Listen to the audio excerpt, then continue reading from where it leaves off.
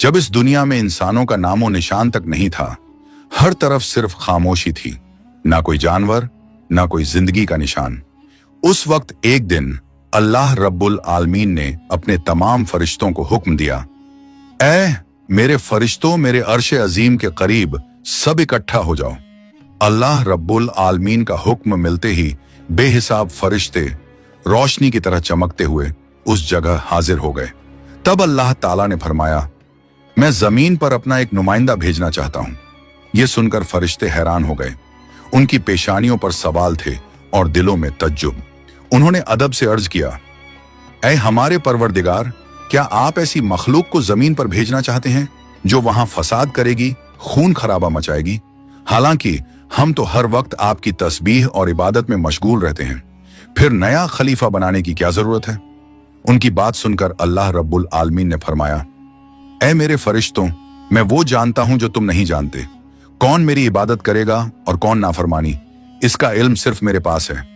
मैंने तुमसे मशवरा नहीं मांगा, सिर्फ बताया है। अल्लाह ताला की ये बात सुनते ही फरिश्तों के दिल कांप उठे। उन्होंने अपनी गलती महसूस की और फौरन तौबा कर लिया। फिर सजदे में गिरकर अल्लाह से माफी मांग ली। फिर अल्लाह ताला ने अपने 4 अजीम फरिश्तों को बुलाया, हजरत जिब्राइल, हजरत मिकाइल, हजरत इसराफील और हजरत इजराइल अलैहिस्सलाम। हुक्म मिलते ही अल्लाह रब्बुल आलमीन की बारगाह में हाजिर हुए। सबसे पहले अल्लाह ने हजरत जिब्राइल अलैहिस्सलाम को हुक्म दिया, ऐ जिब्राइल, जमीन पर जाओ और वहां से एक मुट्ठी मिट्टी लेकर आओ, जिससे मैं अपना खलीफा पैदा करूंगा।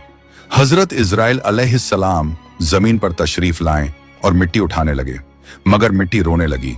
गिड़गिड़ाकर बोली, ऐ जिब्राइल, मुझे कहां ले जा रहे हो?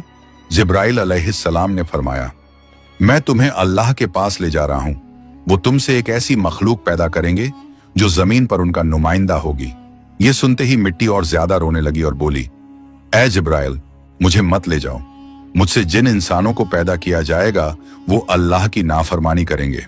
फिर जब अल्लाह का अजाब उतरेगा तो मैं भी तो उनके जिस्म में रहूंगी। वो अजाब मुझे भी झेलना पड़ेगा और अल्लाह के अजाब को सहने की ताकत मेरे पास नहीं है। मेरी तरफ से अल्लाह से माफी मांग लेना। मिट्टी की यह दर्द भरी पुकार सुनकर हजरत जिब्राइल अलैहिस्सलाम खाली हाथ वापस लौट आए और अल्लाह के दरबार में जाकर पूरी बात बयान कर दी। फिर अल्लाह ताला ने हजरत मिकाइल अलैहिस्सलाम को भेजा। वो भी जमीन पर तशरीफ लाएं, मगर मिट्टी ने उसी दर्द से फरियाद की और मिकाइल अलैहिस्सलाम भी खाली हाथ लौट आए। इसी तरह हजरत इजराफील अलैहिस्सलाम भी जमीन पर तशरीफ लाएं, मगर मिट्टी की